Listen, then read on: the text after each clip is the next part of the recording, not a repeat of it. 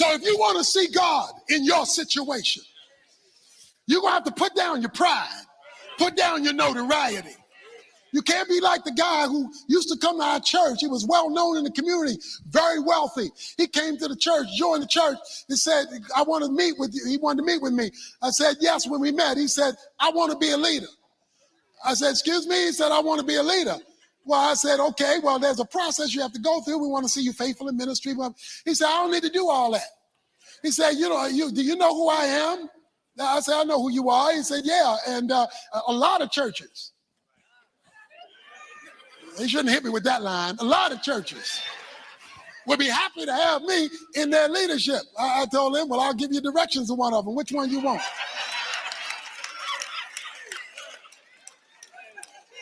What he was trying to do was use Naaman's money, clout, and power to buy position.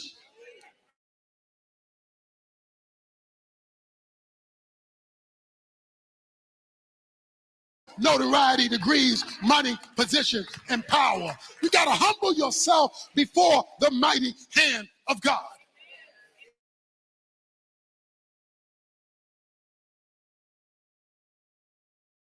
Good experience, even in a dirty place. And by the way, the greatest miracle of all is when you dip yourself in the blood of Jesus Christ for the forgiveness of sins and the gift of eternal life.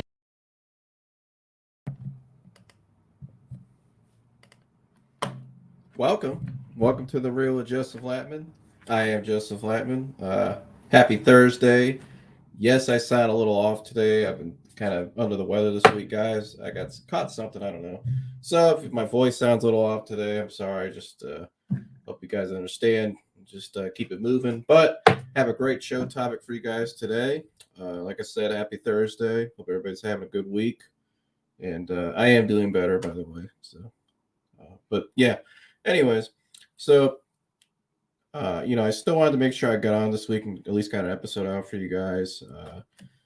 I think there's a topic that's been on my mind lately that I've gone through my own life that I feel like should be important to share with you guys, and I think you guys will enjoy it. So you heard there with Tony, he talks about focus, and that's the theme of today's show is focus. And I liked what he said there about, talk about the pastor. He's talking about,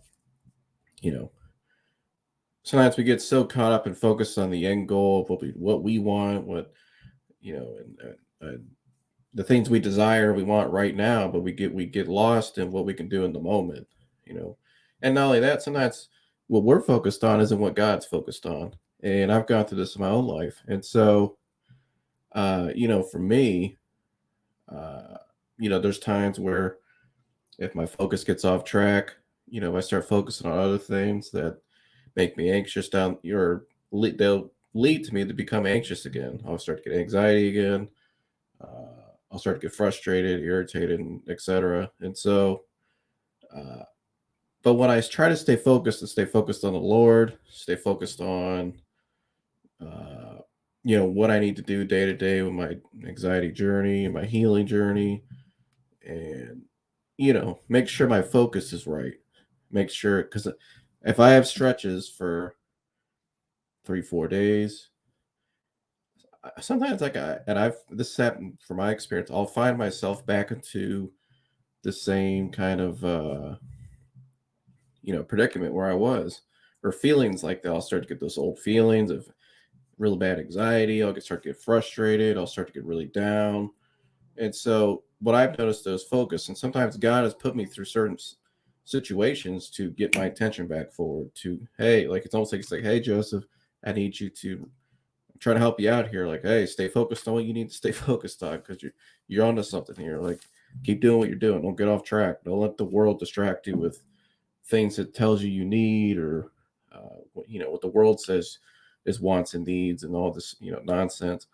And so before I bring my guest on today, I'm gonna do one more quick video, because I found another video about the same topic from the anxiety guy. It's real quick. It's only like 6 minutes, if even that. And he talks about focus in terms of with anxiety and mental health, because I think they both kind of correlate together. And like I said, I'm an example of that. And so that's something I go through in my own life. I'm sure a lot of people go through in their own life. And so if I could find it here we go. So this video, fair use YouTube, although he gave me permission, the fair use, this is called Focus, Real or Fake Symptoms on the Anxiety Guys channel. Obviously, if you're not subscribed to Dennis's channel, you need to go subscribe. Go subscribe to Tony Evans' channel. Yeah, just go ahead and do it. I mean, it's powerful, guys. It's the best information you can listen to, without a doubt, daily. But let's get to this video real quick, and then we'll bring my guest on. But yeah, let's get to it. Find it. Let's go. Good morning, warriors. It is a great day to become more than anxiety. Today, I've got a question related to people out there that may be suffering from sensitivity towards their physical symptoms, health anxiety sufferers. And if you want me to grab your question, comment below and I may use it for future videos. This question comes from Stacy Cruz, and Stacy asks, Dennis, how do you distinguish between a real symptom from a fake one? Now, to give you some context, let me explain. A health anxiety sufferer goes about their day and all of a sudden feels something in their body. They feel a sensation, a symptom, and they go, that's kind of abnormal. That doesn't feel right.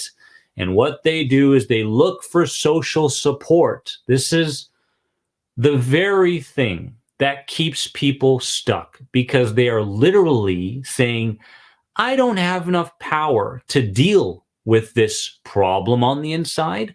I need someone else to tell me something so that I can feel comforted. I've lived in this world.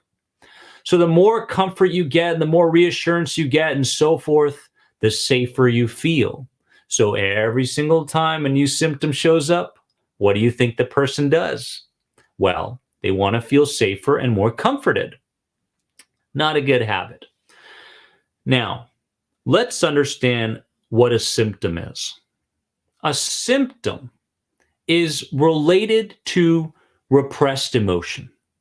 A symptom is related to a recognition by your system as to something in the environment or something that's imagined in the future that may go wrong. It's a signal, it's a message, and let's understand this. The physical body is a representation, yes, a representation of the mental and emotional and spiritual bodies. If you are not thinking and perceiving the right way, in a balanced way, in a broad-minded way, the physical body is that response. If your emotions aren't feeling more neutral throughout the day and you're feeling really high or really low, you are exhausting yourself. You are depleting yourself. You are literally looking to stand guard throughout every moment of the day, and therefore you experience more physical symptoms. If your spiritual life is not intact and you have no communication or no relationship with source energy, then the physical body will respond in a certain way. So let's understand that physical symptoms, the majority of them, especially when you've gone to the doctors, they've given you a clean slate, are related to these bodies that are not in harmony. They are not in harmony. They're going, hey, you know, I blame it on you. And they're going, I blame it on you. I blame it on you. There's no teamwork. The mental body, the emotional body, the spiritual body must work together in order for the physical body to feel different.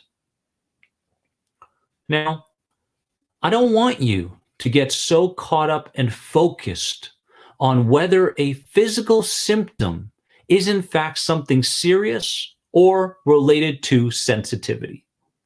Of course, take every precaution. You feel the symptom, it doesn't feel right, go to the doctors, get it checked.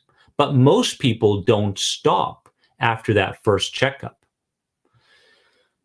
Instead, I want you to refocus. I want you to recognize mentally why things are out of balance, emotionally why you haven't surrounded yourself yet in that place of neutral emotional states, and spiritually, where do you live? Focus your attention on inner healing. Focus your attention on progress and small wins every day, rather than focusing on what a physical symptom might be. Notice the difference. One is a reactive way of being internal, and the other is a responsive way of being internal. One is fear, and the other is guidance. Let's understand that when our focus goes to these three bodies, you don't have to worry about your physical body anymore. It will be represented by your mental, emotional, and spiritual bodies. So, warriors, I've got tremendous faith in you. Focus long term. Get your focus away from this current moment and looking for healing right here, right now. Anything worthy of change takes time, and you are most definitely worthy of change. I love you from the bottom of my heart. If you have any questions on my newest program, The Inner Circle, head on over to this website right here. Have a wonderful day, and don't forget that you are more than anxiety. Refocus.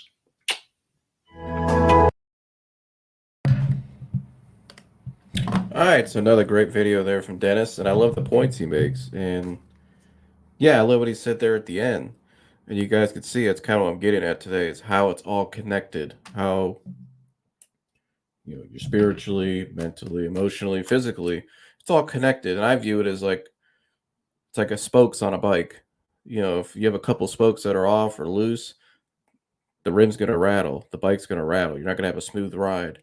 And so, and again, guys, for me in my own life, like I said, I've noticed in my own life, if I start to focus on other things or start to focus on, for instance, if I start focusing on things in my past that I maybe just dwell on, or if I focus too much on the future, on things that, I still want to accomplish and achieve, a lot of times, and a lot of those instances, it's when you have time to think. So like for me, it could be at night sometimes. Maybe nobody's home. I'm at home by myself. Your mind can wander for if you have a couple hours to sit there and think, or a while to just sit by yourself and think, if you're not occupied or focused on something else. And so, and that's true for a lot of anxiety sufferers. That's still something I still work through. And so, but just in life in general, our focus. I mean, look around society nowadays. What do you think? I mean, we all see, what do most people are focusing on? They're focusing on shit that really doesn't really matter at the end of the day. We're all focused on, we're conditioned now to focus on competition with each other, how each other looks, how, what I need to do. It's all about image and aesthetically pleasing now. And everything's about, like I said, what social media or the world tells you to do. But a lot of times it takes your focus. You're way off center from God. You're way off center from giving yourself the healing. I like the most important thing he said there in that video was, you deserve it. And he's right. You deserve it. And I think there's a lot of low self-worth, low self-esteem right now in our society. And, I think it's a reflection, a lot of just the pain and the just all the discomfort you see every day. I think, 2 years ago when the virus hit, it was obviously terrible. We lost so many people. But I think I think you're seeing more of the bigger repercussions now. What I mean by that is we're still having damage from it now. And I think you're seeing that mentally. And what I mean by that is, people were locked up in their house for months, for a little over a year. And when they got out, it was a sense of freedom. But it was also, what I observed is okay, last year people were really out doing a whole lot because everything was open again. Let's get out, let's go out, like to get back to normal life. And great, yeah, it was awesome. But I think what you're seeing now is people had that time, they were isolated in their homes. They had that isolation, like I just said. They were sitting there in their houses, nothing to do. You're in a bizarre time. You're in your home, your mind could really wander.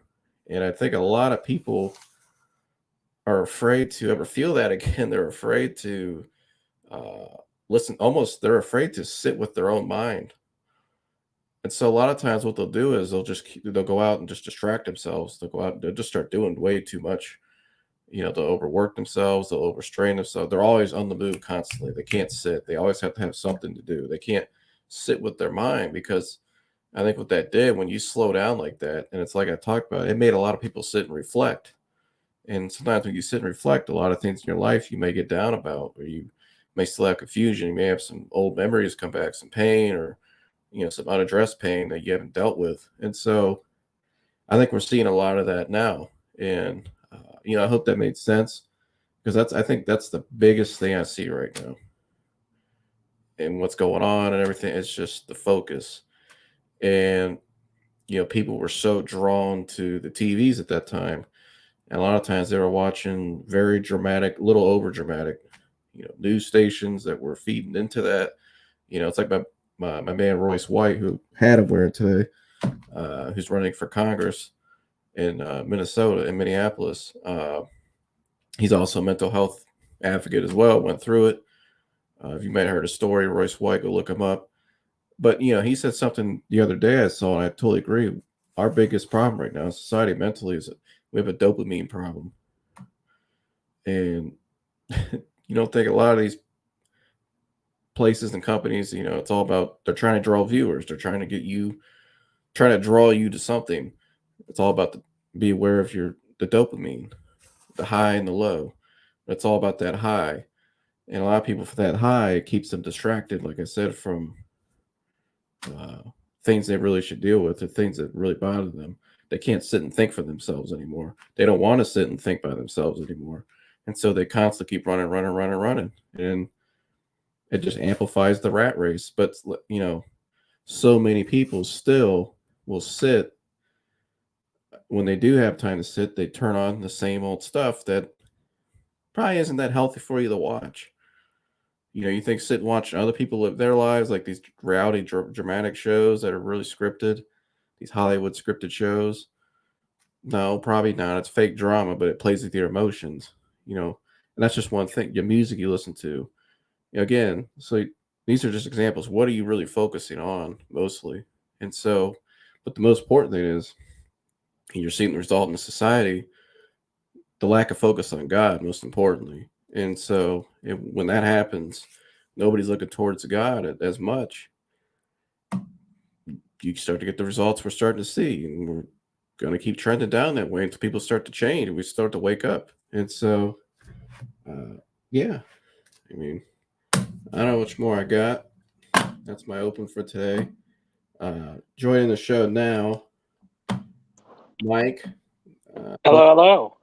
Got the hater shades on. I got mine on because my eye, I'm not feeling too well. But welcome back to The Real. Thank you. What's your take on the topic so far? I know I said a mouthful like usual, but just kind of this whole topic today of focus, and I'm interested in your take on it. I mean, I was just basically agreeing with you the whole way through. I honestly don't have a terrible amount to add. I think you pretty much hit the nail on the head with everything. If you're not, it kind of harkens back. I do have one thing to add. I lied. So my best friend was in the military, right? Mm-hmm. Mm-hmm. And they teach you in the Army, from what he told me, there are 4 basic human necessities that you need to be mentally stable in the military to do your job, right? Mm-hmm. So you need shelter, water, food, and then they teach a 4th thing, spiritualism. They teach that in the Army. For when he was telling me, you need to be spiritually okay in your head to be an effective soldier. And he told me that, and that kind of blew me back, that our military, which is, you know, arguably the greatest military in the world, teaches that as one of their like basic things. Like you need these 4 things to be like an effective, like functioning soldier, effective functioning human, even. So it kind of harkens back to that. Like, yeah, if you don't have God in your life at all, like you will go awry a little bit. Same thing, you know, emotionally, mentally. That's like the same exact kind of thing. Like if you're not emotionally stable, you know, you're going to be thrown out of whack. And if you're not mentally stable, if you're, you know, always worrying, and I'm very guilty. Like I actually was doing it today. Like the same thing like he was just talking about. Like I was like, man, like I feel really tired after we eat. I really hope I don't have like diabetes or something. I'm looking at my wife and I'm like, do you think I have diabetes? And she's like, what? No. Yeah, and then after that, it turns into this right here, Dr. Google. Yeah, Dr. Google, exactly. I was Googling symptoms of diabetes. Symptoms of diabetes. Probably don't, because I'm never hungry. Like I have to force myself to eat, so I'm probably not a diabetic. But who knows? No. No, you'd have dramatic symptoms. You'd be dramatically different if you had I'd diabetes. be just conked, going into sugar shock. You wouldn't have any energy, nothing. But no, I've been there, yeah, totally. And I still, like I said, I still deal with it now. That's why I come on and, you know, give open examples like that, because, you know, like for me, like I said, when I sometimes the thing I still struggle with, because I'm still, you know, it's in the last years when I slowly been more getting out more than I ever have been. And so, you know, for me, I still have moments where, you know, I don't like being by myself for an extended period. I'm more of a people person. And so, you know, when I would have times, when I would have times where I'd sit by myself for like extended hours, like a half a day, or, you know, nobody's home, I could stay busy. But after a while, it's like, okay, what more can you really do, you know, just to keep yourself occupied? So you're kind of just sitting there and your mind can really take you to different lanes. You know, It likes to hurt itself for some reason. you can really sit there, especially at night, and sit there and start to think about your past, or start to think about things you want, and just start to dwell on things. You can really go on a roller coaster in your mind. Yeah. And a lot of times it's your focus, but also I think leading up to that too, during the day, what music are you listening to constantly? And I'm just using this example. You know, does the music you listen to, like a lot of the music nowadays, there's some good music, but a lot of this new stuff, it's this shoot 'em up, bang bang shit. You know, talking about demons and you know, and some of these the music and the sounds too. It's almost, and they're talking about like, I'm lonely, like down in a hole. Where's my? It's like almost like you want to go jump off the bridge type music, and it's just like this is what people sit and listen to like an anthem every day. And I'm sitting to wonder why because you start to believe it. You think but I also think it actually is telling in a way if you listen to that so much, because you relate to it. There's something inside of you that you've been holding on to, something you haven't expressed. There's a want or a need. And see, the cat wants attention. You know, there's something, something. Hey, Tara. But there's something you want or need. And the music, a lot of these music artists now, that's what they're you know, that's what they're saying about depression, down in a hole type stuff. And people sit and they relate to it, and it amplifies it more and more. It's like adding wood to the fire. And so I guess what I would ask you, do you have any examples of times maybe where, you know, we've talked many times about your story and your comeback now, but also again, that time when you were really down, you know, did you have a lot of times where you were maybe just your mind could really sit? I know your coping method was drinking. You would drink more. So I guess kind of what was your examples of that, how you went through it? Well, as far as like music and like, yeah, I think when what is that? There's a Nirvana song that's on the tip of my tongue. basically the lyric is, I've had some comfort in being sad or something like that. We talked It's about this at the UFC. You came over my house for the UFC, I think. yeah, I talked a little bit about it. Yeah. But there's a famous Nirvana song. He basically, Kurt Cobain is singing, I've had some comfort in being sad. It's like when you're down that low, it's hard to get out of a rut, not just because like, you know, what you're dealing with, but it's also hard to get out of that rut because you're almost becoming comfortable being in a rut. You know what I mean? So I think that's the biggest thing. Like, in what he was talking about in that song was like, you know, Kurt Cobain wasn't the happiest of campers ever, you know, like he dealt with a lot of shit in his life, even though he was one of the biggest musicians to ever come out of the United States. Mm-hmm. He, you know, was talking about like getting over depression, getting over his own addiction. But he was like, it's hard to come out of depression because like after a while you become comfortable in it, becomes your normal day to day. And that is really what kind of like when I was at my lowest, like getting out of that rut. And I still like struggle with it. Like if I'm stuck in like a rut, but it's more routine based now than it is like actual depression. You know what I mean? Mm-hmm. So now like that's the biggest thing is like you can't get comfortable with how you're feeling. You know what I mean? Yeah, you can't gotta get too comfortable with your anxiety. Yeah, your anxiety, your depression, your anything. Yeah, because you just be stuck there, and you know we've talked about that or I've shared it many times on the show with my own story with the Anxiety Guy's videos. He talks about that at length. I mean, because that's key. I mean, that's really what it is. And Right. you know, I like what you said there though about what he talked about suppression. You know, and it made me think. I think I know this for a lot of people. You know, sometimes in life could be a situation where you wish you could tell somebody how you really feel about them in a negative or a positive way, or maybe you were in a situation like I was where you didn't get the last word, where things didn't end the way you like. For me, like I've explained in my first episode I ever did. You know, I was in a situation where I feel like I was being betrayed in a certain image, like I was, you know, Right. weak and I was lazy and all this. But at the time, I didn't really know what I was going through. What I was going through was a very bad anxiety disorder and panic disorder that was day to day. I mean, it was every day. I couldn't sleep at night. I get 2 hours of sleep every night, wake up Jeez.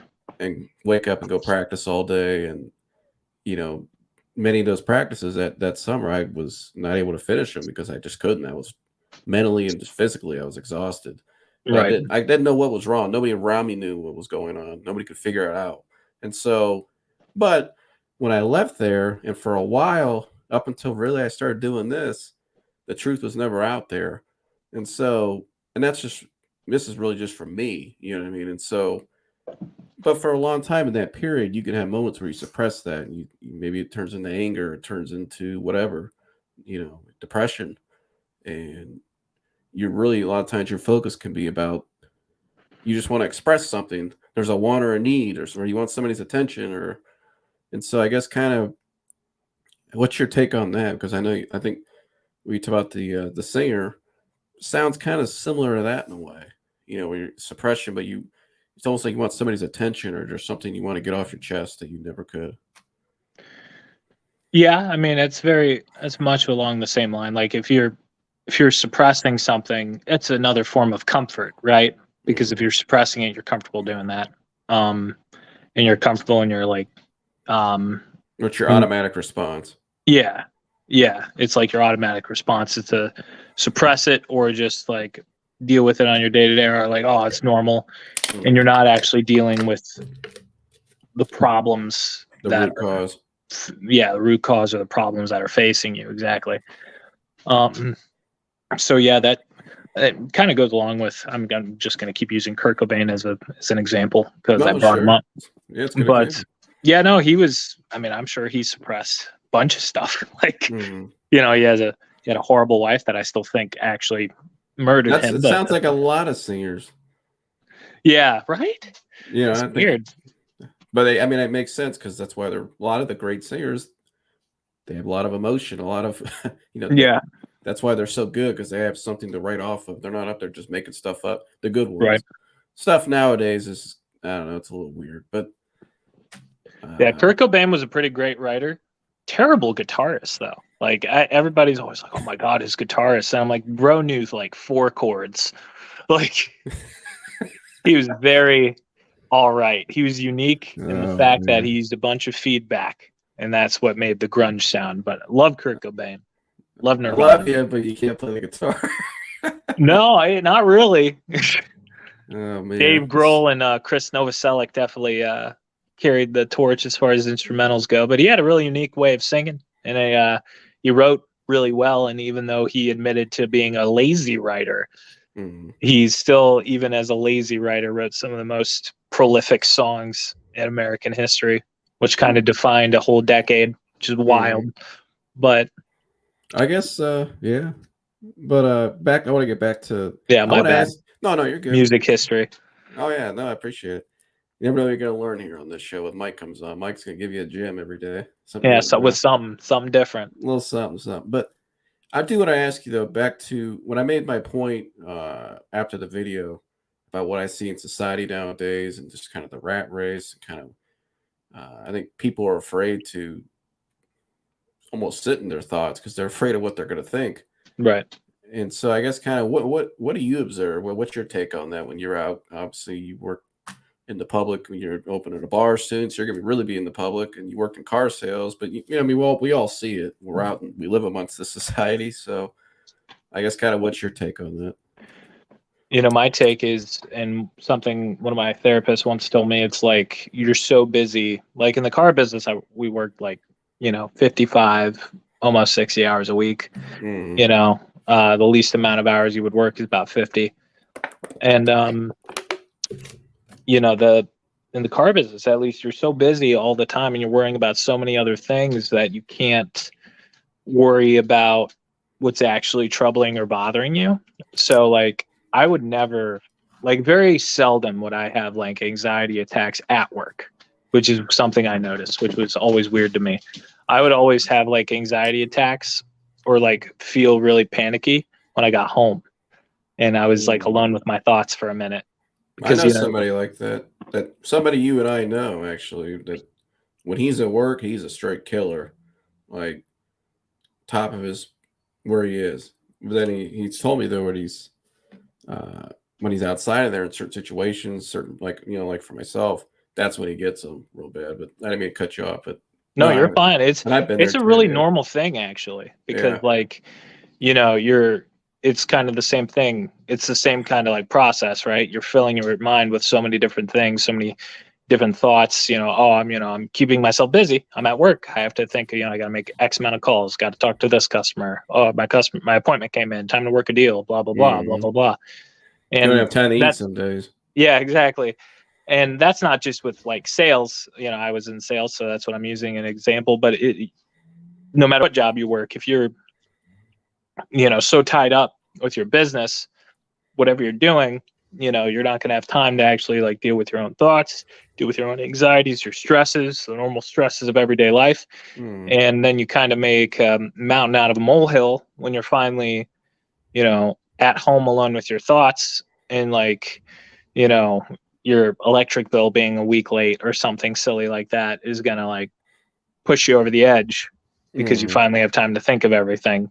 And like when your brain has time to unwind, then it actually starts to like be like, hey, we're actually super stressed. I didn't think we should tell you during like the whole Wagoneer deal, but now we're going to tell you.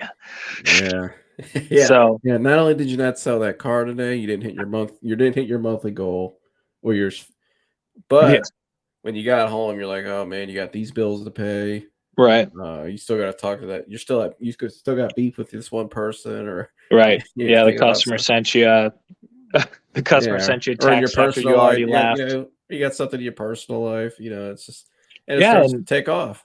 That's the same thing with whatever you do, and it's the same thing what we do in our everyday lives. You try and keep your mind busy with something, like dopamine. You're just trying like, oh, I'm just gonna like sit back and watch TV or do this, that, and the other instead of dealing with the root cause. And really, I just think that's a very human response or adult response to distract ourselves. Distraction. Like, and there's a million different ways to do it, and people will keep buying into it because like we'll do whatever we can to distract ourselves from like anything. Mm-hmm. I Well, I mean, love that point you made there, because that's what I was going to hit on next about the dopamine. And I think that goes together. Dopamine is a distraction, really. It distracts us. It keeps us occupied. It keeps us focused on what we don't want to focus on, what we need to address. And, I'm not saying that every day you got to wake up and be completely solely focused on one X. No, that's not what I'm saying. But over time, and I've experienced this and you've experienced this, like we're giving examples, man, when you keep putting things off, and when you keep trying to suppress things, and you keep trying to distract yourself constantly, it basically just becomes who you are.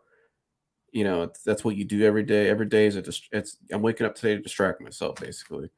And right. so, and I think a lot of times too, this is why you see the families, maybe family structures fall apart. They're never together. Do as many families get together at the table like they used to anymore? I don't think so. Nick at Night had a whole thing about that. Lest we forget. Oh yeah. Do you remember that? Remember those commercials for Nickelodeon? They were like, eat at the table with your family or something like that. Yeah. But I mean, and it's true. I mean, we don't gather at tables as much anymore. We don't. Families aren't spending time with each other anymore. They're not as much as they should. And when they do, it has to be something extravagant. It's got to be this, hey, Family vacation. Yeah, or I got to go. Everything's got to be an event. It's got to be a hey, look at me show, because the parents want to post it on Facebook or Twitter, whatever you use, or it's got to be, it's never just, I think we need to get back to the basics almost. What happened to the basics? Just like, sometimes people just want your time. They just want to sit and talk to you. They just want to sit back, relax, just have like a normal, and I think this goes for everybody, and we all get distracted. I get distracted. But again, they've really known, like Royce White was talking about, how to really use dopamine as a great marketing to draw people into things, keep people on the move, keep people. And so I guess kind of elaborate on that, because I know you see it a lot. Oh yeah, I mean, like if anything, like it's like when I didn't mean to cut you up, but you see it a lot. You've seen it when you were selling cars. It's the same thing when sometimes you come in to buy a car, you can't afford that car, but man, it really looks good. That color, like, man, it's almost like dudes out when they go out. A single dude goes to the bar and they see a nice looking girl walk, and they're like, man, I could really, what I mean? It's the same thing. There goes the dopamine. I probably can't speak too well on like dopamine release, because my missus would be able to. She, as a scientist, she's actually a biology major. She could talk about that kind of stuff for like hours. But she kind of told me about something once where like, and that's just the way that even like corporations and like major media outlets are like marketing things, and like even the way they shoot things with commercials or anything is to try and get your brain to release a little bit of dopamine, because it's a natural thing. Like dopamine, like you said, isn't a bad thing. It's actually how we feel happy, or like feel intense joy. It's what our brain does when, hey, this is cool. Like, you should know this is cool. Here's some dopamine. Like, but when your brain is creating an excess of that, when like everything is trying to release dopamine, it's actually kind of bad for you. Like, like constant dopamine release is actually not good for you. It's actually very similar to doing like cocaine. And that becomes your only outlet to cope. That's why like great example there with cocaine. Why do a lot of people do coke? Just to get a high, but it's a temporary high.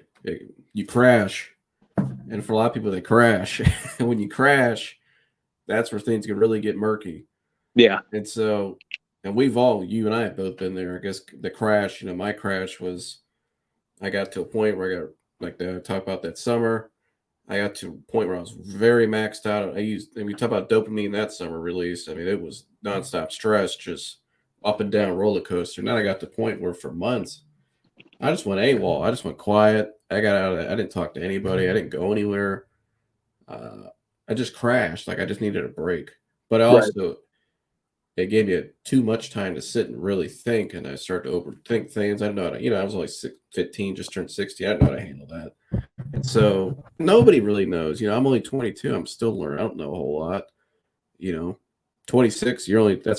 We're both very young, and so, I guess kind of when you got down, what helped me was, like I said many times, was finding people, especially spiritually people connected to God, to help not only pray for me, to help guide me, ask their examples, their experience.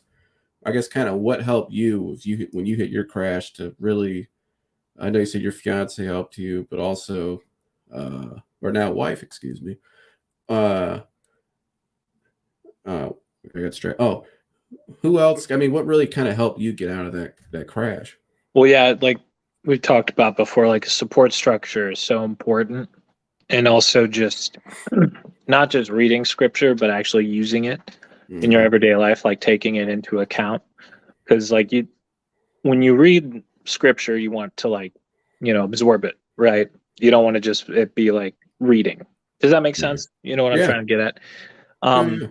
So like actually absorbing scripture actually helped, having just a great support structure just to get you out of your rut. Because sometimes, you do need help, and doesn't make you a weaker person, and it doesn't make you any less, strong or what have you. It's just that you need help. People need help sometimes to get out of a rut or out of their lowest point. And I was lucky to have those people. And that's, the biggest thing. And even if you don't have those people, you always have God to turn to, and God always wants what's best for you, And a lot of times just waiting for you. Yeah, exactly.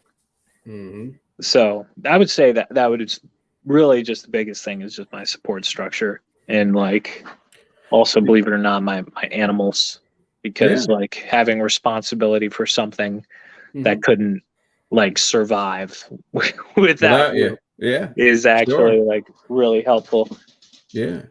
And I guess here in the background, my kitten's attacking my older cat. It's getting wild over there at the Antonace household, but yeah, well, I have this 17-year-old cat. His name is Travis. I didn't name him that. I got him when he was 8, and his name was Travis. So I'm like, oh, I'm not going to change his name, right? And then we found this other cat, like this year, and we found her on the side of the street. And I'm like, oh, well, like I looked for like maybe 25, 30 minutes for its mom, couldn't find it. So I was like, oh no, well, guess I'm taking it. That happened to my grandmother one time. She already had 2 cats, I believe. Yeah. I have 3 cats, 3 dogs now. At the time, this is like 20 years. I could be wrong. It was a long time ago. She was walking out of the vet with her cat at the time.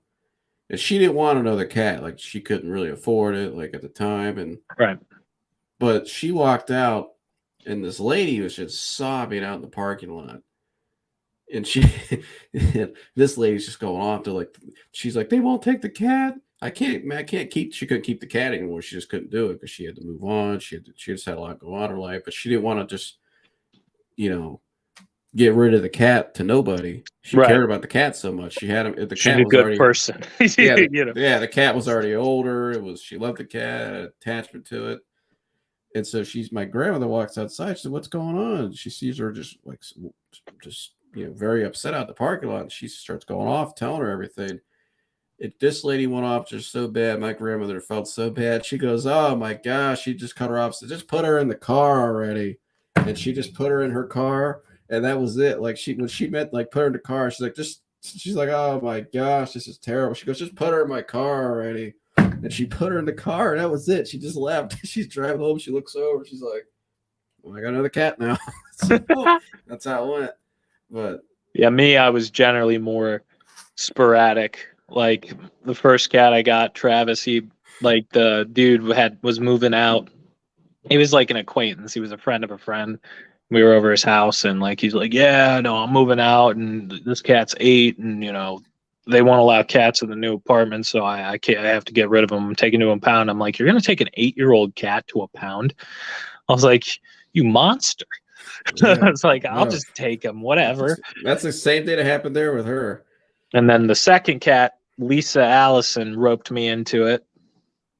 She had a thing of kittens, and I was like, oh, well, I was at work one day, and she's like, oh, yeah, I have all these kittens. And I ended up taking one, and the third cat I just found. So, Yeah, you know, my grandmother's had, you know, like her cat she has now.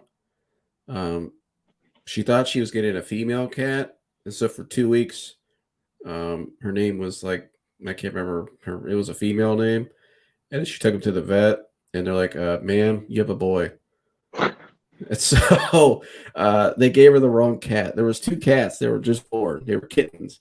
One was a male, one was a female. She thought she was getting the female cat. So for 2 weeks, it was running around and pink stuff everywhere, you know, like a girl cat. She took it to the vet. It's a dude. And so she's like, oh. So just change the name. Everything, just get rid of everything. right. Just bought. Happens take all it the time. back. It's so hard Yeah. to tell when they're babies, Oh, man. That was crazy. But especially with cats. oh, yeah, for sure. Unless it's like a Sphinx, then it's super easy because they don't have hair. Yeah.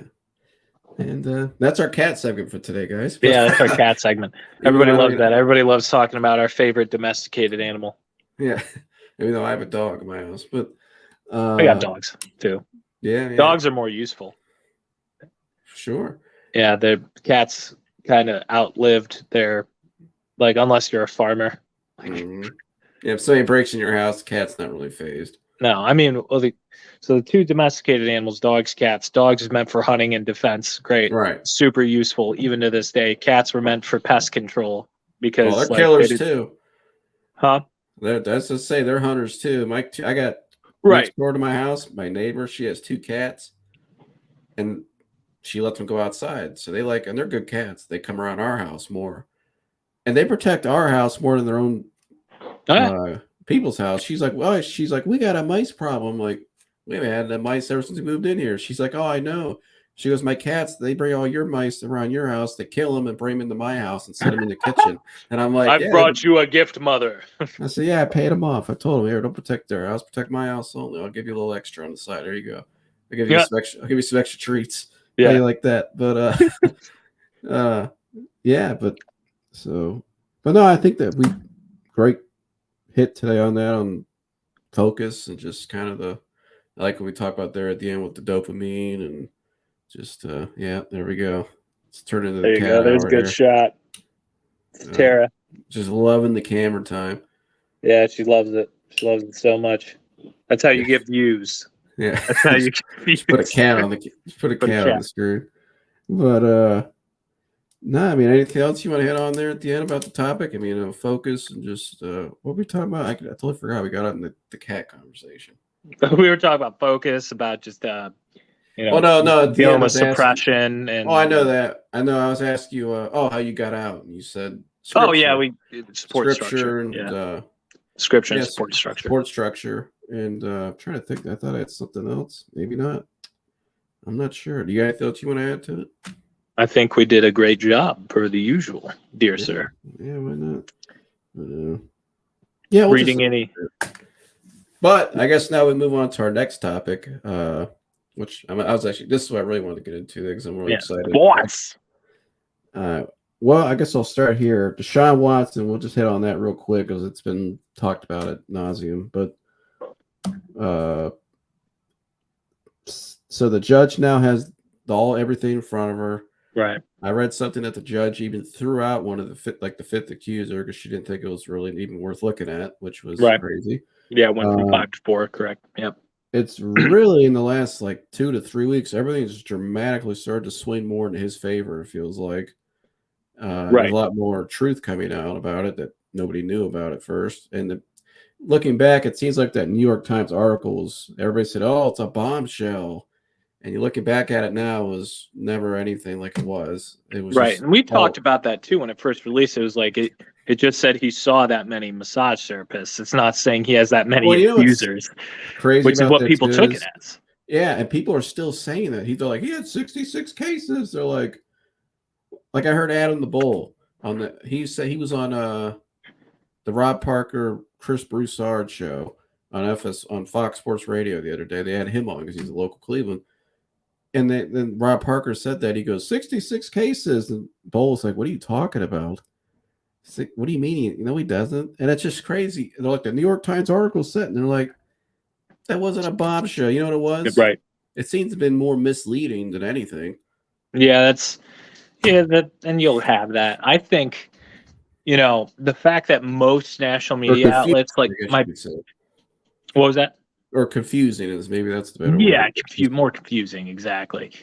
So my favorite heel turn, if you will, I think I might have mentioned it before too, is Mike Florio from Pro Football Talk. Yeah. He was one of the guys initially saying, "Hey, it's going to be a year.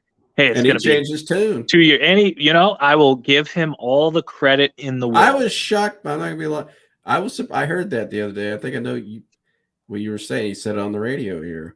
Yeah. He goes, I really think it's going to be less than 8 games. He goes, I'm thinking 4 to 6. Like the fact that he's willing to change that tune. Like, I'll give him all the credit in the world for that. Well, he said what changed for him was the NFL's side of it, their lack of evidence, anything, and the whole. It was so damning. It seems like that even the judge was like, "This is all you got."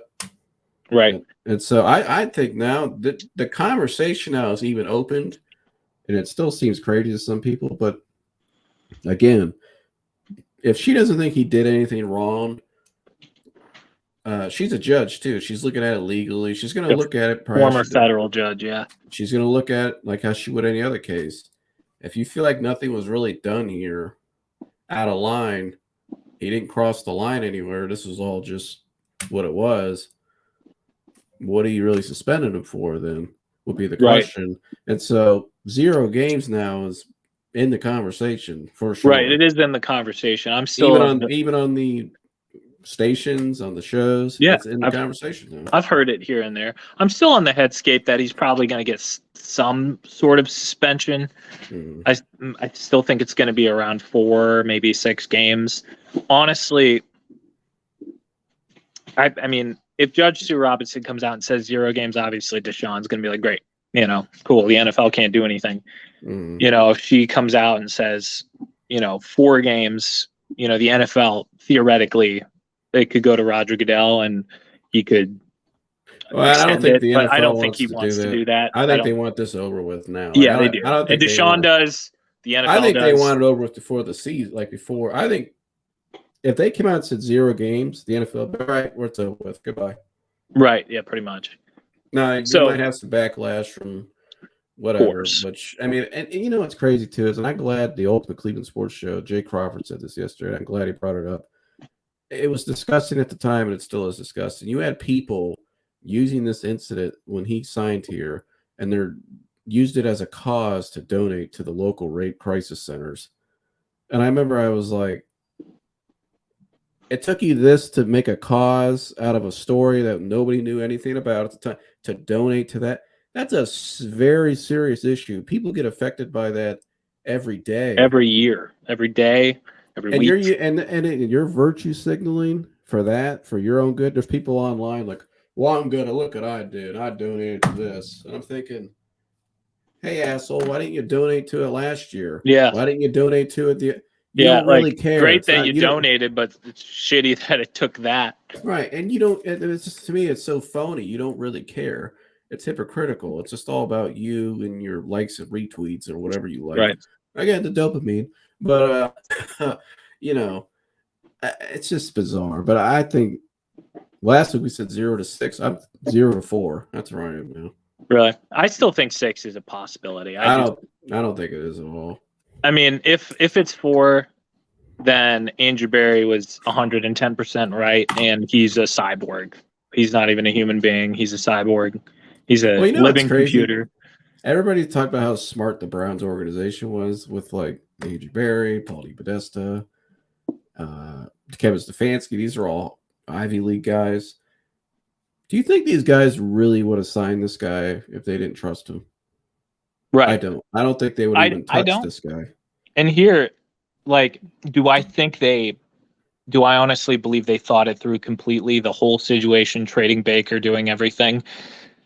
Not 100%. I think that when it came out, like, okay, Deshaun Watson's going to sign somewhere within the next 2 weeks, I think like they were rushed a little bit, but like, so they had to work They with what talked they about had. it for a while. Yeah, I mean, they were looking into it for a while. They were but prepared like, for it. they were prepared, but you know, I didn't think. I honestly thought they did think there would be more of a market for Baker. Mm-hmm. I didn't think they foresaw it taking this long to trade him, and I think they did, actually consider and think that they would get more compensation back for Baker. Yeah. That initial report of the Browns wanting at least one first round pick for Baker was real. We just, you always start high and then you start to go down, but why right. not start high? You might have got some doozy that said, "Oh, sure, we'll take him." But And speaking of Baker, let's just touch on him just a little bit and everybody's like, "Oh, he's gone. Just stop talking about it." I'll stop talking about it after week 1 because we still play him week 1. So like, and he made his comments already, which you expected, which was okay. I don't have a problem with it. Right. But if Deshaun Watson plays week 1, that game gets a whole. I still think we're gonna mop the floor with him. Like I think we're gonna win. But I think if he plays, it just makes the whole storyline of the game that much bigger because they need to flex that to the Sunday night game if that happens. But there's no guarantee that he starts as the quarterback is the thing. Right, that's why I don't know. Sam Darnold's got ahead of him on the playbook. And Matt Rule he's getting the playbook. Darnold. Yeah, and he's gotten the playbook, and they gave a lot to get him too. He's gotten the playbook in the middle of July. Training camp starts in 2 weeks. Yeah. Less than that now. It's like 10 days, I think. It takes rookies drafted in April time to become starting quarterbacks. And speaking of rookies, they really are high on Matt Corral, too. Matt Corral might be better. Matt Corral is Baker Mayfield. Again, bigger. Just younger. Bigger Baker Mayfield. That's what Matt Corral is. It might be better. But down the road, not right now. But I mean, I hope Baker starts because that basically means the Brown defense is going to eat him alive, as if they haven't been they want him picking him off in every practice for they want 4 him years. Bad. They want him bad, but I wouldn't be surprised if he didn't start. I think it's 50-50, but I think it's 50-50. I honestly think Baker is better than Sam Darnold. I honestly think that. Yeah, I believe. I don't know anything about Matt Corral. Matt Corral could be great. I don't know. I don't know anything about this quarterback draft class except that I was really high on Malik Willis, and that's about it. Too. Yeah, I like Malik Willis. I like Malik Willis, and I thought Kenny Pickett was solid. I don't think he was first round solid. And I thought Desmond Ridder has great upside. I think Desmond Ridder was the most ready to start. I don't think he was the most ready to start. Well, he maybe. I mean, he was he played all years in college. He's pretty, but I think he has the most upside possibly because of his size, his athleticism. I really like him a lot. If he can really get a chance down there in Atlanta, just sit behind Mariota, maybe he could take over. But he'll be the starting quarterback within 3 weeks. I guarantee. I'm gonna see what they get out of Mariota, and they'll be like, "All right, that's enough of that." I'll say he'll be in there by mid-October. He'll be a starter, but. I agree. I mean, I can't wait for that week 1 game. But if Deshaun Watson plays, it gets a whole lot bigger, right? And so we'll see what happens. The other thing that they forget too is like Jacoby Brissett.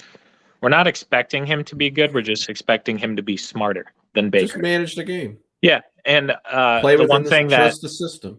Right. The one thing that Jacoby does much better than Baker Mayfield ever did, or ever will do, in my opinion, is he doesn't make dumb decisions with the football. And that's what you want your backup to do. Don't make dumb decisions with the football. You got to check down, whatever. But all that matters is you're doing more than one read. And that's Baker's biggest flaw ever, was he was maybe 2 reads, and he would panic, and he would pick the worst read out of the 2. If he gets suspended 4 games, they can go 4-0 still, I think. Oh, absolutely. I think, and the more I look at the schedule now, and like I look at New England now too, I thought that'd be a tougher game. And it's a tough game because defensively, but offensively, they might be one of the worst teams in the league coming up this year. They just traded away. He didn't pan out there, N'Keal Harry, but man, when you look at New England's offense, it's just not. They don't have right. They have a really good running game, really good O-line. no Outside of that, receivers, though, I don't. no tight ends. I just don't. They might have one of the worst offenses in the league. And then like their I just, I defense is don't, good, but they lost J.C. Jackson. and I don't think. I mean, the Browns' offense, they could just wear you down, running the ball, run the ball, run the ball. Yeah, run the ball with our 4 starting running backs. Play action pass, maybe you can open up 5. the Who knows? defense. Yeah, I mean, and Deshaun's probably be playing by then too, so you're not going to be able to prepare for him in that offense. No, and Deshaun Watson always plays really well against the Patriots. Always. So, yeah, and so I don't really see a game. I mean, defensively they're always good, obviously, because Bill. But outside of that, I just when I look at that team, I don't. That game to me is not as big as I thought it would be. I can't wait for the Buffalo Browns game. I think that's going to be fun. Well, that's huge, but I think the Ravens game, obviously, then you got the Bengals. So that's those are really always fun. That's the 2 big ones in the beginning of the season.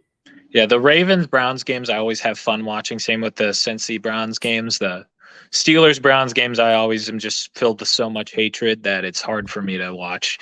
Just because like I don't think I can hate something as much as I truly hate the Pittsburgh Steelers. And they finally lost Heinz Field. Now they got this stupid ass name coming through that I can't even remember. Yeah, I don't remember it either. It's like I don't even want to repeat it. I don't even remember. But yeah, it's unholy. Don't repeat it. It's unholy. Yeah, it's unholy. But yeah, I'm not even in Pittsburgh too. Defensively, Pittsburgh's great. Oh yeah, defensively, I don't know if Pittsburgh will ever be bad defensively. No, but that's part of their culture. It's like that's like Ohio State having a bad running back. Right. Yeah. Or just not going to happen. It's just not going to happen. Or Alabama losing. Yeah. Or what's Alabama having a bad defensive line? Bad team. Period. It's like it's part of your culture, right? Yeah. Yeah. Like Ohio State, Alabama. But I think Pittsburgh, as far as the offense, is in the 1,000-year of darkness phase. I think Najee Harris, they can ride him. I do think he's good. I don't think he's. All these Pittsburgh fans are being fucking, pardon my French, freaking weird, and being like, "Oh, he's a top 5 running back. He's the best running back in the AFC North." And I'm like, bro, he's like 3rd best at best in the AFC North. He's 3rd, and I would maybe Nick Chubb's number 1. Yeah, Nick Chubb, Joe Mixon, Najee, and then maybe J.K. Dobbins.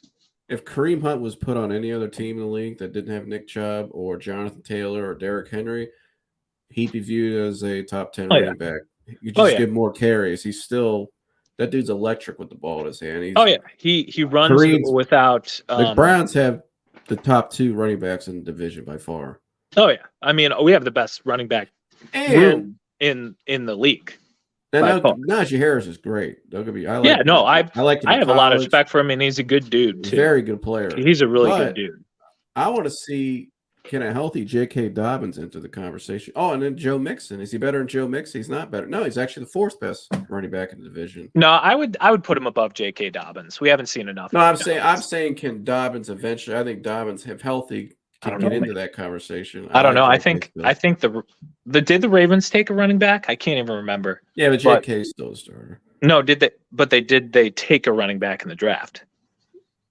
Oh hell, I don't remember. I think they did, but did they? Because the injury that they're both coming back from is really bad for running backs, and not only is J.K. Dobbins coming back from that injury, but so is Gus Edwards. Yeah, Gus Edwards. Both their running backs are coming back from this injury. That's really hard to bounce back as a running back. Like really hard to bounce back from. Yeah. No, I actually missed at the start of it. I forgot about Joe Mixon. I would have Nick Chubb 1. Yeah, Joe Mixon's 2nd by far. Joe Mixon's 2nd. He by far. Kareem Hunt's 3rd. Then Najee Harris. I would put Joe Mixon in my top 10. Oh yeah, he's top 10 for sure. I would say Najee maybe is 10, maybe 9. I'd have in that 8 to 10 range. Like for me, it goes Jonathan Taylor, Nick Chubb, Derrick Henry. Yep, all day long. Cook. Really? I would go Aaron Jones personally. I'm not listed. I'm just Dalvin Cook. Yeah. I would have healthy Christian McCaffrey. I'd have in there. Christian, I would put at 7 just because of his health. Well, when he's healthy though, he's top 5. Right.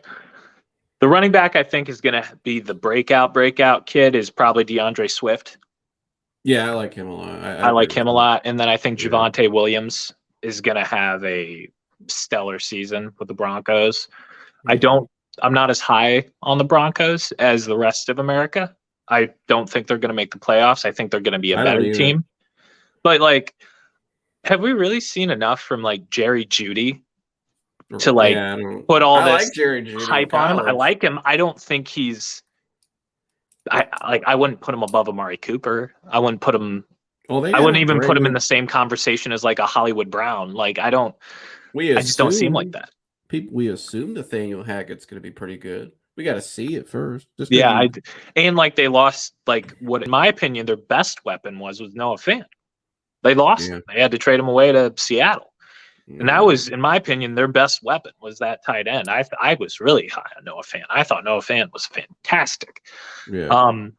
So like Russell, Russell's going to be, doing his best and slinging it, but like I still don't know why he went to the Broncos, because he was sick of getting sacked, and like the Broncos O-line last year was ranked like 28th.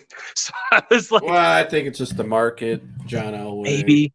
Their defense is all right, but they lost Vaughn too. So like, if he was coming, the only way he was coming east is if he's going to like a place like Miami or New York. That's it.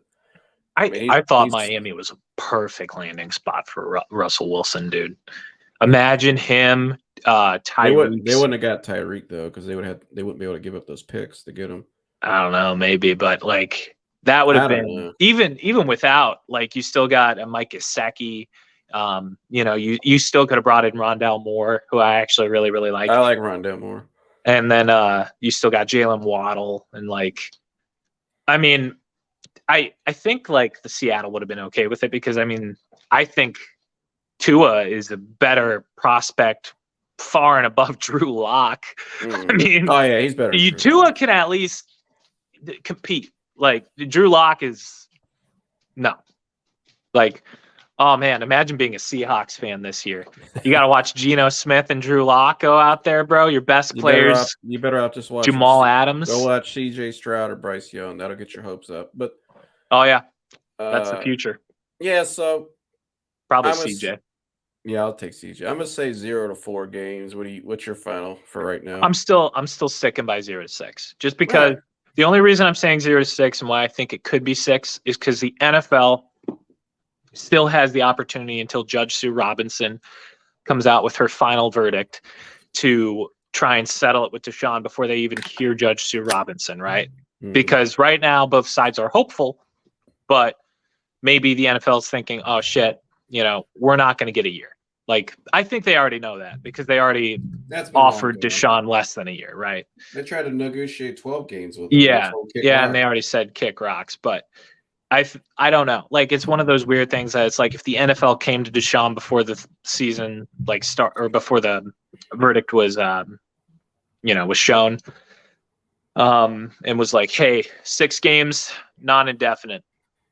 I think he would just say yes to get it over with. I really think Deshaun would say yes. I don't know. I don't know. I think that he would. That's a quarter. He still plays most of the season. I think he would take 4 or less. Yeah, I think 4 games is more. If he doesn't think he really did anything wrong, which he doesn't sound like he does, right? He might be thinking, well, gee, you put me past, looking at our schedule, you put me past 4 games. You could affect my team now, because after game 4, you get to game 5 and 6, you start to get some better competition. So I don't know. We'll see. But I will say this of Deshaun too. It is wild to see a quarterback this committed. Like, everybody is saying, like, he's been watching film every day. He's been at the facility. He's already at the facility, and he was there camp doesn't start for another 2 weeks. The other day, as Baker Mayfield was talking to the media and saying all that shit he was saying, not saying it was good or bad, he was just sitting there talking about, blah, blah.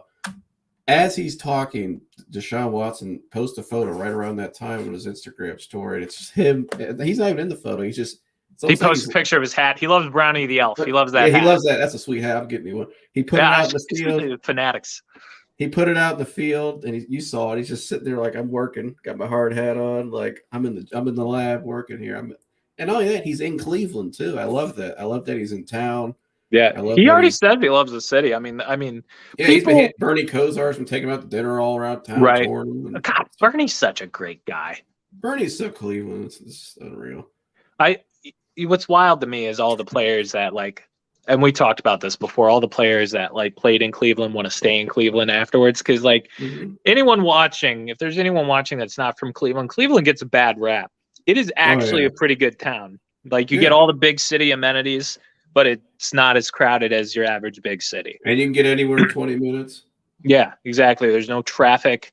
Downtown's a bunch of fun, but it's never like disgustingly congested. Like, you know, everybody's pretty friendly. You still got the Midwest niceness. Everybody's just, they are who they are. Nobody's out trying to, you know, you go to some cities, big cities, everybody's like, you know, trying to compete with each other. It's just like traffic's terrible. You know, it's just, you go to Cleveland though, it's just, this is who we are. So yeah, take it or leave it. We don't care. Right. We just want the Browns to win.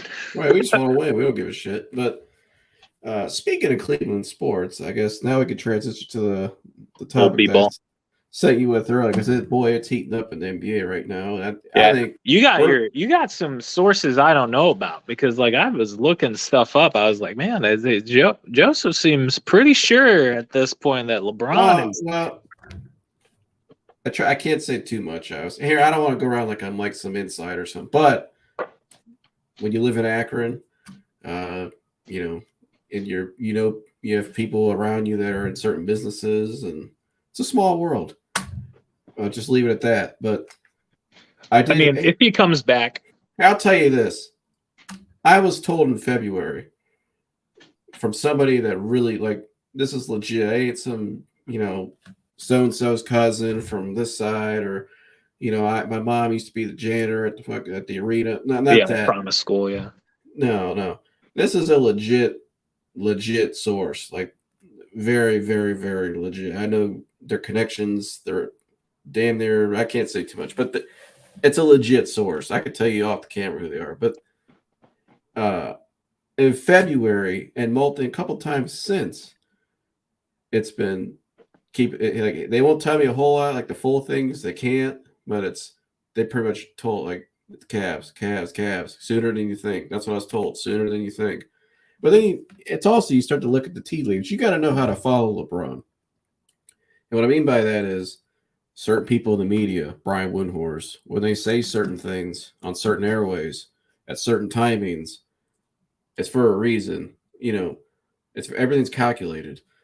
When the All-Star Weekend, he comes out and tells Jason Lloyd. People don't know, when he did that article with Jason Lloyd at All-Star Weekend in the hallway, no other reporter was even allowed to walk up to him except Jason Lloyd. And look what was written in the article. Yeah, I'll come back. I'll consider. I don't know when I'm free. You know, but he put it out there for a reason. When he left to go to L.A., that day he opened the school in Akron, he did a sit-down interview with the local Channel 3 News, and she asked him about it, and it was in 2022. You know, talking about now, or when he's done in LA, and he's like, he said it then, just after he left. He goes, yeah, I wouldn't rule it out.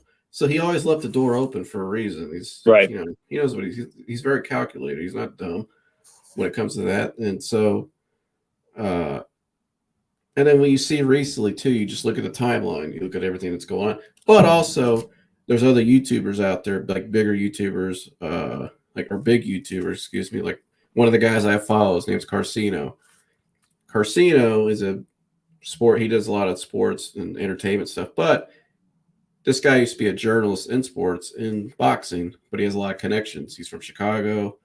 He predicted the exact Russell Westbrook trade a month before it happened. He said the exact player, the exact picks, everything. And the exact trade he said before that trade went down with Washington happened because he was told about it from somebody. He has his connections. And now what he's reporting is out of LA is, it's not like the Lakers really want to pay LeBron. All the Lakers want is for him to pass Kareem in a Lakers uniform. After that, they're done with him. They don't want to extend it. You know, he's extension eligible August 4th, and they haven't even had a single conversation yet. I know LeBron's pissed about that. He doesn't like that. Like, right. They didn't even, like, not a dialogue, nothing. And the Ramesses, who are heavily, because you remember the Lakers are a tire fire. They got everybody involved. The Ramesses, Kurt, you're involved. You're involved. Phil Jackson's involved. Phil Jackson wants them to get rid. He's been telling Jeannie to get rid of LeBron. The Ramesses. The reason why the Kyrie trade hasn't happened is because Kurt Rambis is telling her we don't want to we shouldn't extend Kyrie long term. If we trade for Kyrie for one season, we're done with him after that. But to do that, we only have so many assets left, and we know LeBron's leaving. Like, could we get rid of how many first round picks could we not have for almost 10 years with no LeBron? That's a dangerous game you're playing.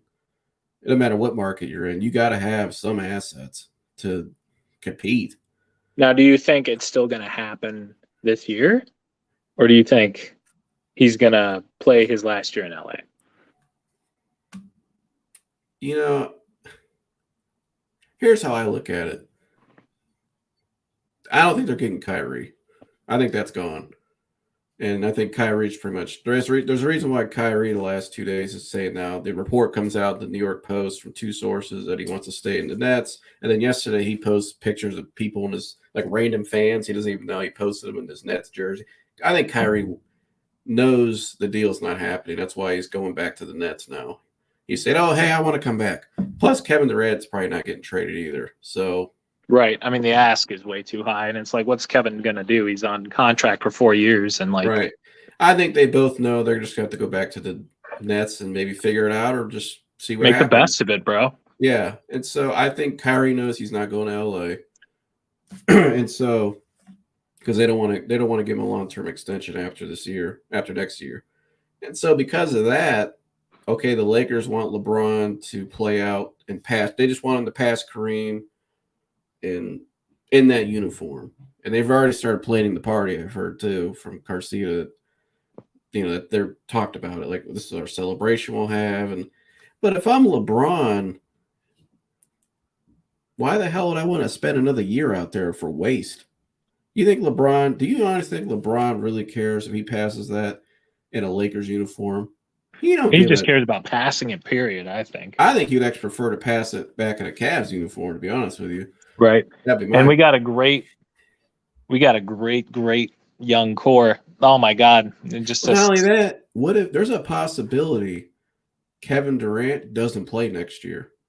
He just sits out. Kevin Durant can take a year off and lose some money because he can lose that. He can lose it 1 year just to force his way until they find a trade partner. He might just sit probably out. Would be good for KD too, honestly, for his health. So if Kevin Durant sits out next year, that's LeBron's biggest threat to a championship is Kevin Durant, in my opinion. Talk about individual player, it's KD.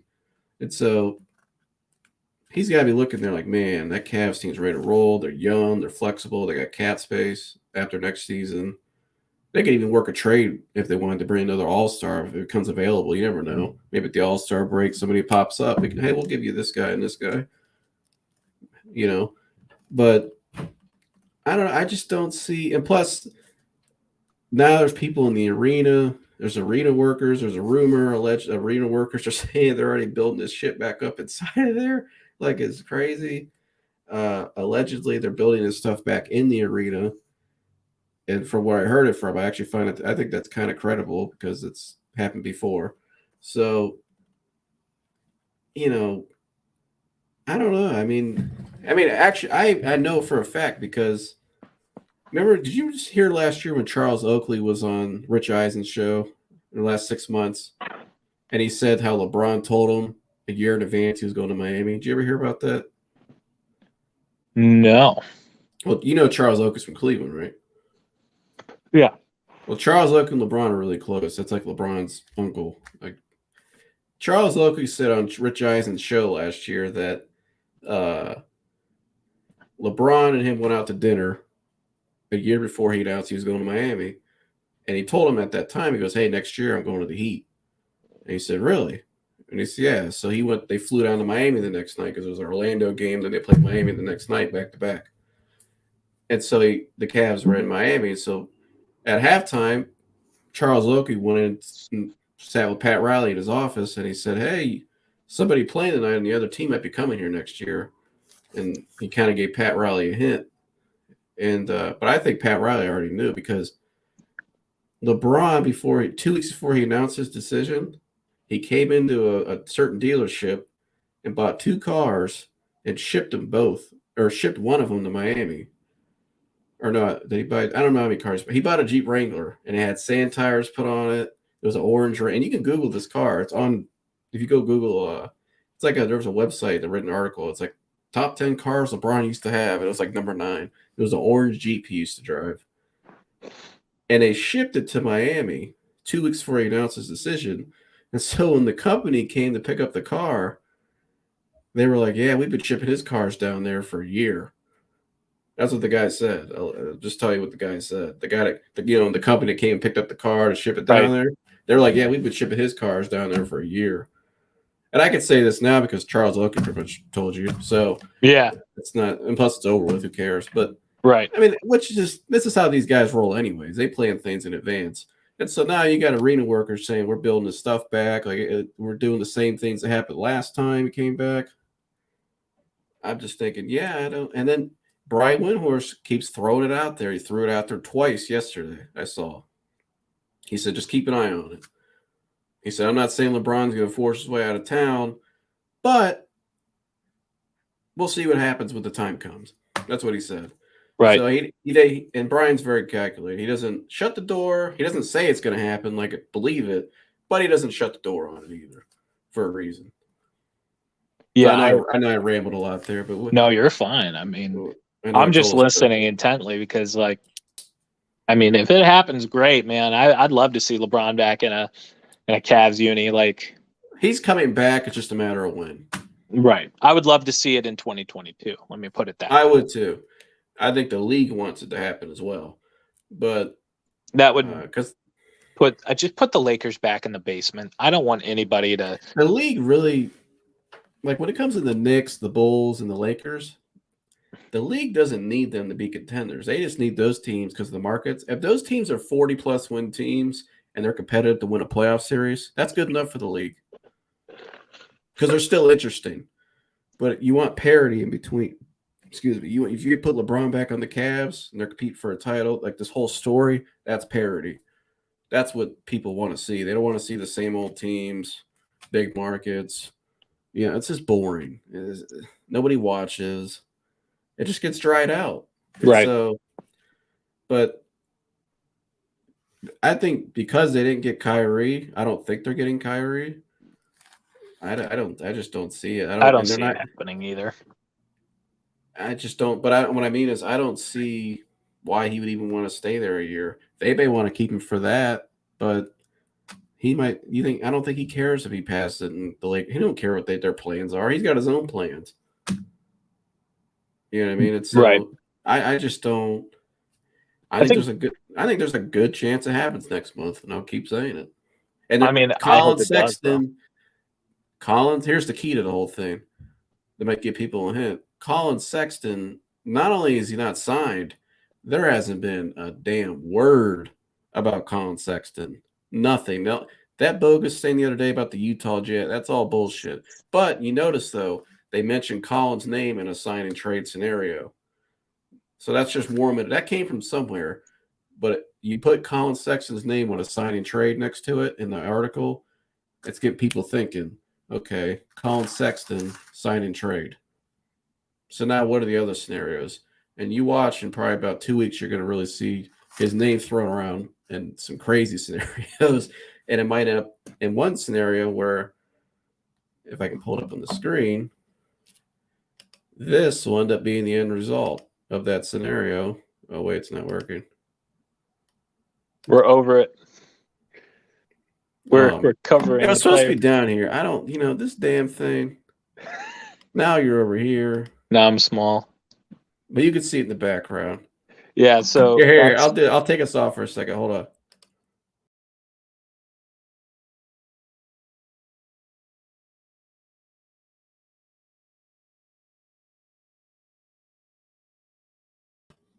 All right, so yeah, now they saw it. I think it ends in that scenario. Yeah, Isaac Okoro, Colin Sexton, Laurie Markkinen, A couple of picks. again, and like a first and a second. I wasn't sure about Koro, but Koro I think it's gonna be because this Oshai Abaji kid looks so good. He's already better than, and I like Okoro. He's better than Okoro. I do too. I like Isaac a lot, but This kid's better. this kid is better. And kid also, is- if we keep Karras is going to be that shooting guard, like the 6-man playing as the 2, like off the bench. So like, Karras might start. If you bring in LeBron, I think Karras starts. really, I don't know. I don't think he does. I think Because it depends who's a better fit with LeBron, really. well, right, but if like, so you got LeBron to facilitate your inside offense, and you're just really looking for. So you have Jared Allen to get you your boards with LeBron on the floor. You got Darius Garland, who the offense can run through. You got Evan Mobley, who can do everything. Swiss Army knife. Yeah. Then, LeBron James, obviously, you know what you're getting with him. The one thing you'd be missing is your 3-and-D guy, and that's what Oshai is really purely. Yeah, Karras can't shoot a 3 to save his life. I love Karras. He's more of a mid-range guy.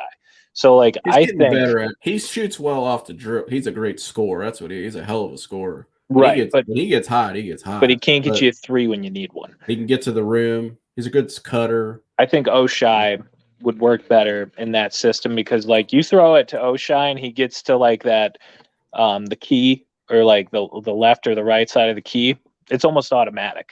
Well, now I watched that game yesterday. That's the first time I actually watched him. I didn't watch the first. I saw the highlights, but I watched yesterday because it was raining out, and They were double guarding him. they were double guard, but he was running off screens. But the way he moves off the ball, he's really not like your typical rookie. I think you could tell. You hear CJ McCollum. Did you Yeah, watch his he- bracket? he He's like, oh loved- man, that's tough. He's like, But he "That's a liked tough too. What move." CJ was pointing out, because CJ knows, is the way he cuts off the ball, the way he moves. He's constantly moving. He gets to his spots. Yeah, the shots he makes to come off curl like that. That's an NBA move he was making. I like when he's putting the ball on the floor and being aggressive, getting to the free throw line, because he's probably going to be a 85-90% free throw shooter. But people don't realize about him is what makes him unique and why he could be a really effective player in this league, like a really good player, is because he's 6'6", about 215 pounds, and has a 6'10" wingspan. And he's a natural 2 with that shooting ability. And he's a lob threat as well. If you go watch his college highlights, you put that alongside LeBron, a lob threat. He's great at cutting back. Go watch in college. You'll see so many where he cuts back door, just lob. I will admit, I was the first that was a tad. Like, I was like, oh, he's a little old, at first. But then I was like, then I've seen him in summer league. I'm like, all right, the Cavs knew what they were doing. You know what that pick told me? What was that? You know what that pick told me? That they want to win now. Yeah, and there's a reason why they're pushing the win right now. I think because what we've been talking about. Yeah. He fits perfect with that. Oh, yeah. Right now. Now, don't get me, Malachi Branham, I really like. I think Malachi's be a really good NBA player because number one, he's a really good dude, but I like his skill set as well, and he's a hard worker. But Malachi, I don't think is, I don't just pick on Malachi. All the guys that were available there at 14 weren't as ready as him now. And so, yeah, like I said, I think there might have been a team right there that's maybe they have a young core, they're doing well, they're picking right there at 14. Let's say another team besides the Cavs is sitting there. And that's the point I'm trying to make with this is, they might have been sitting there going, yeah, we feel like we're about 2 years away still. So you know what? If we feel like Brandon maybe has a little more upside, we'll take Brandon because we got 2 years to develop him. But if you're a team like the Cavs, like, hey, boy, next year we might be in the middle of it next year because we might have something big going on. We should take this kid right now because this kid, he's ready to roll. There's not a whole lot of – he knows what he is. He has a solid game, and he has all the attributes we want, So that's what that pick said to me. They're ready right now. Like, they're not tomorrow, not next year, right now. You know what I liked about him as a 2 as well that I like more than Colin? He's not afraid to pass the ball. He'll pass the ball. Like that, like as soon as he was getting a double screen, he didn't try to like dribble it away or something like that, or just back Well, up his it. Don't passing move got it. better though. When he got better talent around him, his passing got better. But I get what you're saying. Colin was never a great passer. Nah, all he knows is put the ball in the bucket, which is great. That's what he's going to get paid to do. Is you can make a career off that, for a Right. long Just time. not here. Just not in this situation.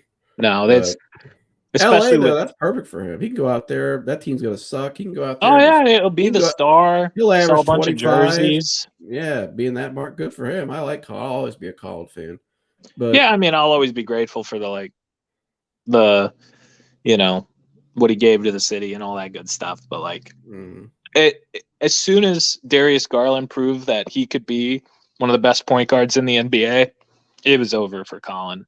yeah, It really was, because then it proved that Darius, not only can he score just as well as Colin, he can dish it out. Mhm. At that point, I knew Colin's time was up as soon as we had success without him, and Darius kind of showed that, hey, I can be the face of the franchise if you need. And then we gave him the first actual supermax we've ever given to anybody in franchise history. And totally. I thought it was great. I think a year from now, and I thought about this yesterday, I think 1 year from today, he's going to be viewed as a top 5 point guard in this league. Right. I'd already argue he's top 10 all day long. I think he's top 10. I think a year from now, though, he's going to, and 5's tough. There's so many great point guards. I think there's a chance a year from now, he'll be viewed as a top 5 point guard. I could see it. I mean, he's so young yet. And if you put him in, if he gets more on national televised games because LeBron's back, and I think he'd play great off LeBron. I think he was going to make it better. It'd be so gross. Him just throwing lobs.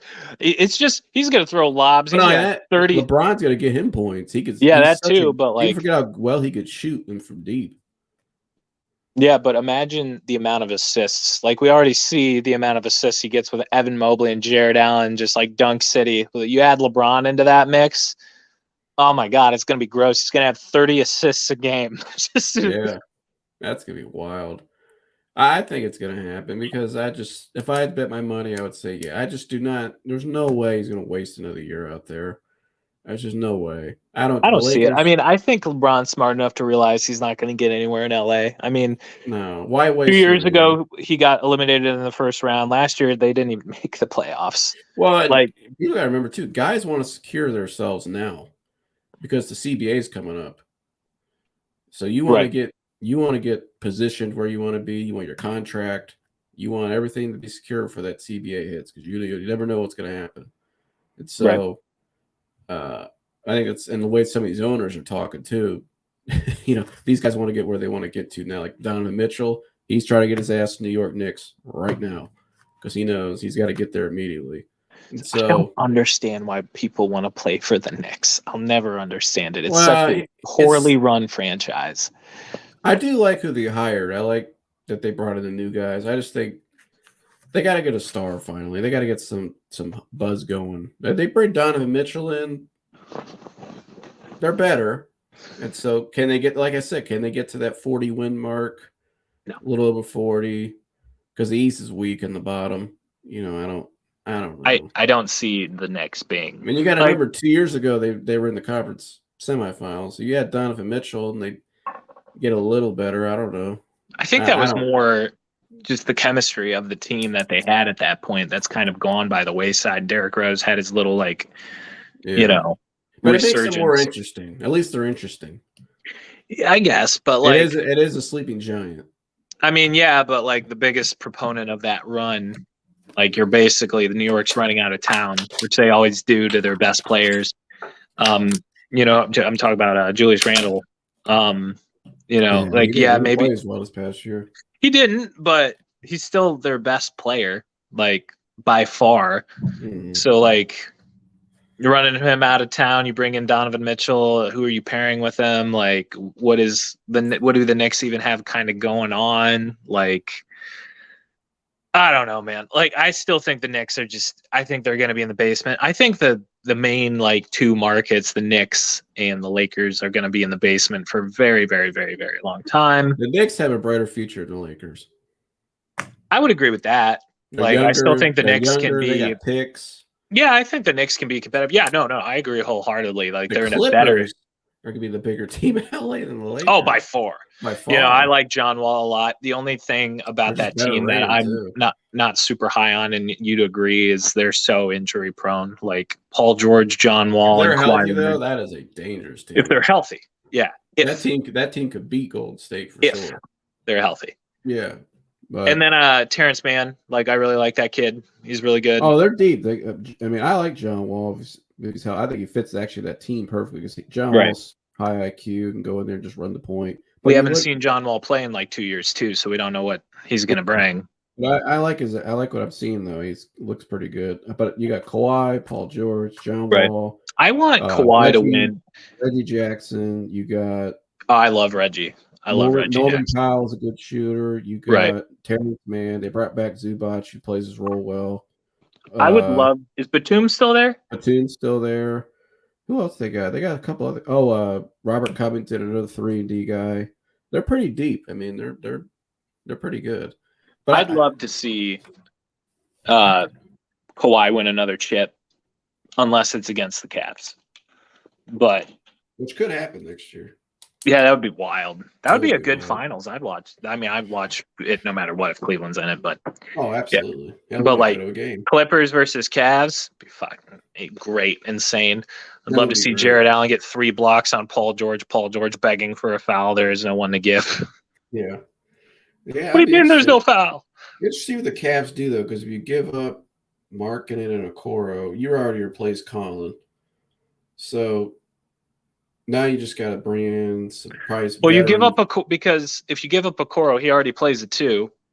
So I would like to see them getting like maybe. No, I think the Clippers might add Carmelo. That's a rumor. Yeah, I think be in New York or LA still. So, but could they bring Carmelo in to replace like Markkanen's 15 points? Because Carmelo can give you 12 still off the bench. I think then we would get Isaiah Mobley. Yeah, if he develop, I mean, depends how far he is in his development. I don't know how far he is, but you're probably looking at what is Harrison Barnes? What's his contract look like? I'm not sure. Imagine a guy like that. You know, hasn't really competed. He was in Sacramento. You know, if he's sitting there in the market and they just bring LeBron back, he might take a little less just to. Most guys, I'm talking about guys like that. Guys like you can bring him as a backup, basically off the bench. Right. I mean, so let's look at our 6 men. Right. Our second unit's pretty good already. Our second unit. If we got rid of Ricky Rubio running dudes off the court. Yeah, exactly. Ricky. And so add LeVert to that mix or O'Shea. Yep. LeVert. I would start O'Shea over LeVert just because I think maybe not right away.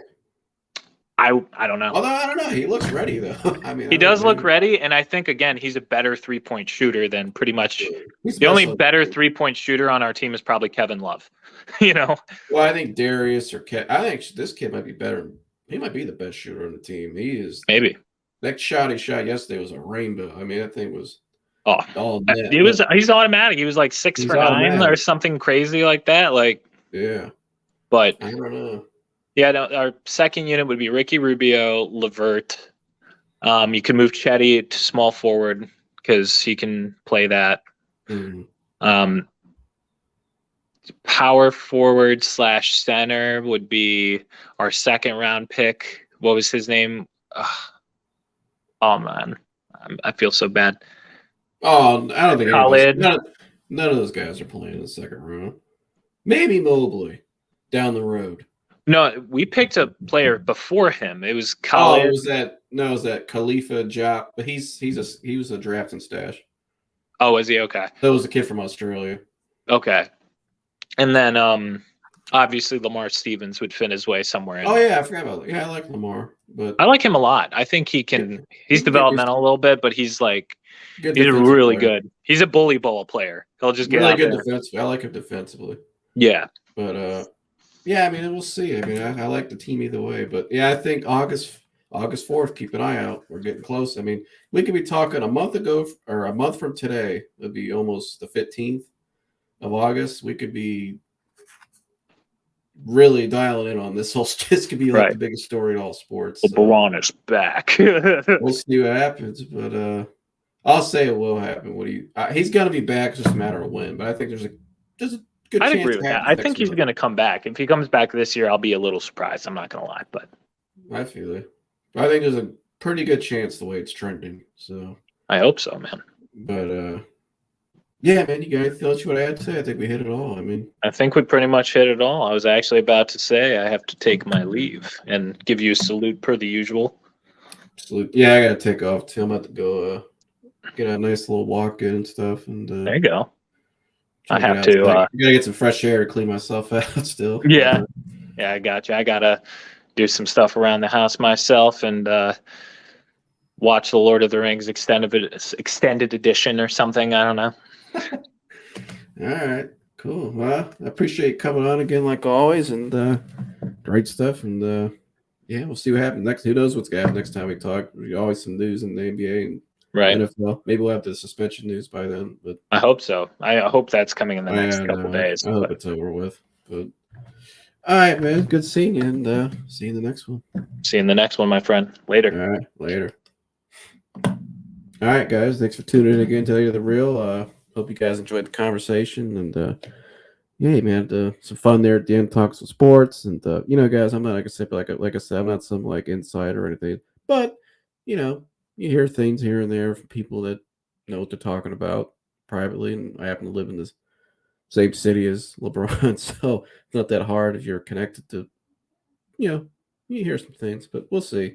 I don't know. Who knows at the end of the day? At the end of the day, I like my Cavs team. I like what they're heading. They're gonna be good regardless. So, but most importantly, though, hope you guys enjoyed the main message today on focus. Let me know what you guys think of that. I hope we just something you can relate with. Leave it in the comments and share this video with people to somebody out there might need it, not just you. And so yeah, I'm gonna go get better. Keep drinking my tea, my water, and stuff. And so I'll see you guys in the next one. Remember, like, subscribe, share, hit the notification bell, so future videos drop and all that. So yeah, I'll see you guys later. I'm out of here. Gone.